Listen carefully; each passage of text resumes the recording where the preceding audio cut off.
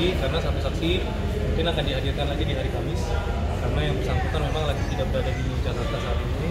Tapi dari secara overall kita lihat keterangan saksi ini sebenarnya dari point of view pembelaan kami banyak yang menguntungkan buat klien kami.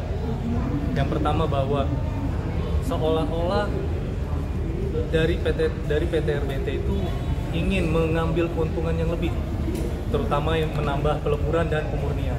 Ternyata setelah disajikan di persidangan, memang sejak awal pemurnian itu sudah dikerjasamakan. Karena memang secara kapasitas produksinya ada permasalahan dan tidak semuanya beroperasi. Jadi untuk menampung biji timah dan kemudian melebur logam rutin yang nantinya kemudian dimurnikan, itu tidak mencukupi dengan menggunakan produksi yang ada. Kemudian rekan saya juga sudah menyampaikan bahwa terkait dengan tadi ada dari saksi menyampaikan bahwa kapasitas produksinya PT Timah mencukupi kok untuk melakukan produksi peleburan logam timah. Ya. Ternyata setelah kita sajikan dengan data bahwa apakah bisa dan memungkinkan dengan perolehan biji timah berdasarkan annual report 2019, di mana perolehan biji timah itu 83.000 ton. Kira-kira memungkinkan nggak untuk kemudian smelternya PT Timah yang kapasitas produksinya hanya 42.000 ton itu mencukupi? Apalagi fakta yang kami temukan bahwa tidak semua tanurnya PT Timah itu beroperasi pada saat itu. Jadi dari 7 hanya ada 6. Ini juga menunjukkan bahwa sebenarnya pada saat itu manajemen direksi PT Timah mengambil keputusan, ya, mengambil kebijakan untuk melakukan kerjasama dalam rangka apa? Dalam rangka meningkatkan produksi biji timah PT Timah, meningkatkan produksi logam PT Timah yang di situ ada unsur mulianya. Kalau kalian lihat di laporan keuangan di annual report di 2019 posisi PT Timah menjadi nomor 1 pengekspor logam terbesar di dunia, dan itu cita-cita mulia. Kemudian sekarang dipermasalahkan di dalam kasus ini miris. Kami lihat ini miris sekali. Jadi memang di 2018 itu itu bagian dari percepatan program percepatan pemerintah juga supaya menambahkan nilai jual, nilai added value komoditas dalam negeri. Dan gimana untuk mencapai cara itu? Untuk mencapai menjadi pengekspor besar di dunia, sedangkan infrastruktur tidak, maka memang harus ditempuh cara untuk bekerjasama dengan pihak swasta. Pada saat melakukan itu sudah dilakukan kajian juga nilai keekonomisannya bagaimana, apakah PT Timah mampu mencapai target tersebut dalam waktu yang singkat. Akhirnya kemudian dibutuhkanlah masih mendapat profit juga ketika melakukan kerjasama dengan swasta. Itulah yang dilakukan.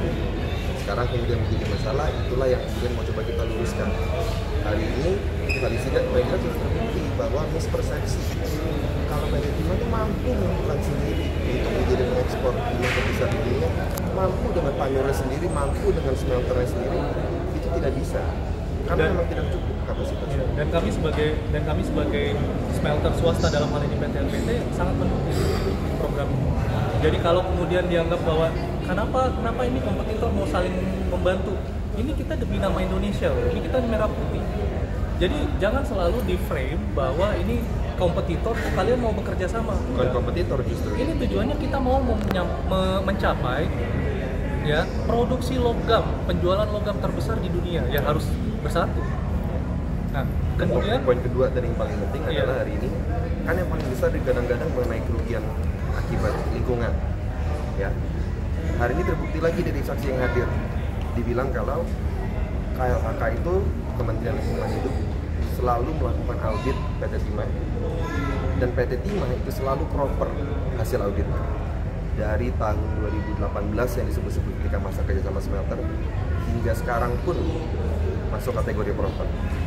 Jadi tanda tanya juga, gimana bisa dianggap merugikan lingkungan hidup tapi sedangkan di audit aja hasilnya selalu proper. Itu jadi kita itu mesti diluruskan juga nih mispersepsi. Tadi juga sempat ditampilkan, mungkin rekan-rekan media juga sudah lihat. Tadi kita menampilkan salah satu berita.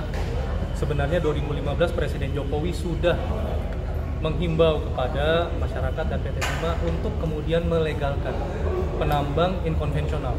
Bahkan Presiden sendiri tidak pernah menyebut bahwa penambang masyarakat ini adalah penambang ilegal. Enggak.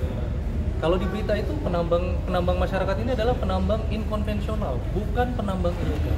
Dan terbukti juga tadi berdasarkan penjelasan salah satu mitra penambangan, dia sendiri memiliki tanah.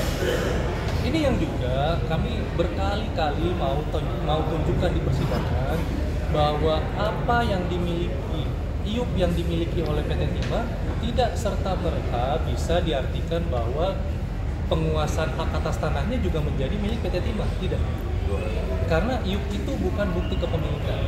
Makanya tadi saudara dari saksi, salah satu saksi yang punya CV menyampaikan bahwa kalau seandainya ada yang melakukan kegiatan penambangan di tanah dia, walaupun itu sudah dapat SPK dari PT Timah, apakah dia berhak mengusir? Dia bilang dia berhak mengusir karena tanah punya dia. Jadi ini juga yang bagian yang harus kita luruskan, persepsi ini harus kita luruskan, bahwa jangan disamakan antara IUP, izin usaha penambangan, dengan bukti kepemilikan lahan. Jangan disamakan IUP dengan bahasa bahwa dengan adanya IUP kita sudah memiliki semua biji timah itu. Belum tentu, karena ada aturan yang membatasi, ada pembatasan-pembatasan. Ya. Tadi juga kelihatan Bang Harvey full senyum ya setelah sidang, itu tanda seperti diringankan oleh saksi-saksi yang ada kayak gitu. Ramah aja. Tapi yang pasti gini, yang pasti adalah dari klien kami, seperti yang sebelumnya saya juga sampaikan, klien kami ini sangat serius menghadapi persidangan. Jadi poin-poin yang dia rasa sudah cukup disampaikan dalam persidangan itu saya rasa wajar jika semua orang tersenyum. Tapi masalah kemudian nanti putusannya seperti apa itu balik lagi ke keyakinan. Yang penting bahwa hari ini kita sudah berusaha maksimal untuk meluruskan persepsi-persepsi terkait dengan penambangan timah yang ada di Indonesia. Oke. Terus sampai siapa?